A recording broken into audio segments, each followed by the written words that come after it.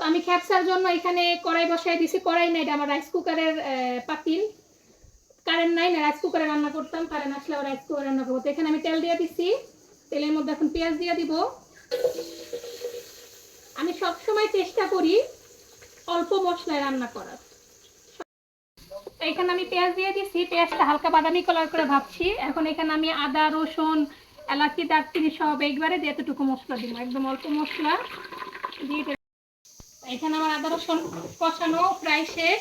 এখন দিয়ে দিব টমেটো। এই রান্নাটার মানে অন্যতম একটা হচ্ছে এই যে টমেটো, অনেক টমেটো লাগে, বেশি টমেটো দিলে বেশি টেস্ট আসে। টমেটোটা ব্লেন্ডার করে দিলে ভালো হইতো, কিন্তু আমার এই মুহূর্তে কারেন্ট চলে গেছে, কারেন্ট নাই, এই জন্য আমি কষায় একদম নরম করে দেবো।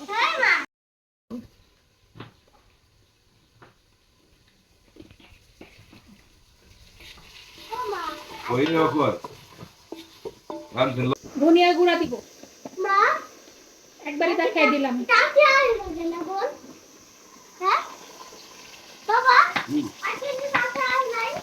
ধনিয়া ফাঁকি, তারপরে হচ্ছে হলুদ ফাঁকি, তারপরে হচ্ছে মরিচ ফাঁকি।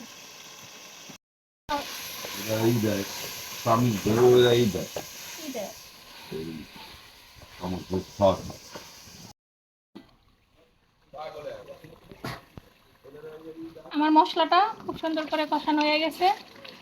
এখন আমি এখানে মুরগি দিয়ে দেবো। এখানে একটা মুরগি আছে পুরা 4 পিস করছি।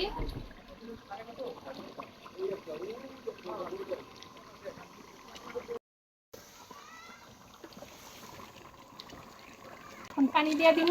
পানিতে এটা সিদ্ধ হইলে, সেদ্ধর পরে গোস্তটা উঠাইয়া মুরগিটা তারপরে চাল দিয়ে দেব। পানি দিয়ে দেব।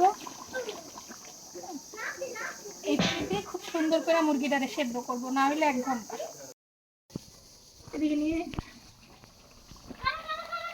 আমার মুরগি সেদ্ধ হয়ে গেছে। এখন আমি এগুলারে উঠাইয়া ফেলুম। দাঁড়া,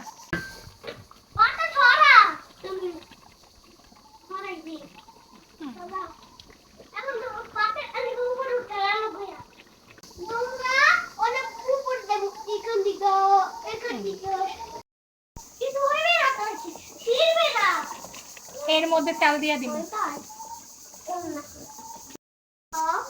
আচ্ছা, কদিন পরে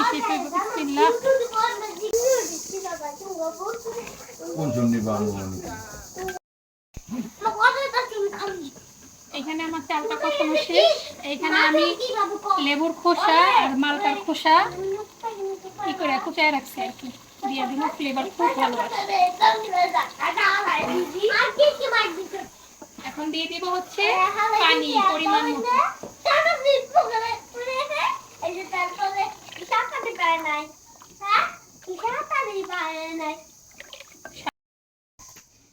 আলহামদুলিল্লাহ, আমার খ্যাপসা রেডি। আর এইদিকে দেখেন আমি চিকেনটাকে উঠাইয়া একটু ভাজা দিয়ে নিচ্ছি। সবাই চলে আসবে, সবার দাওয়াত।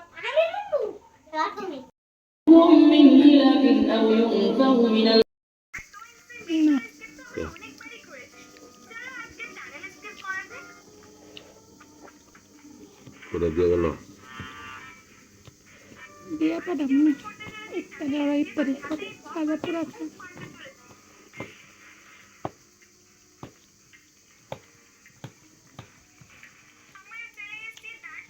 রিভিউ দাও, কেমন হয়েছে? ভালো আছে, দারুণ হয়েছে।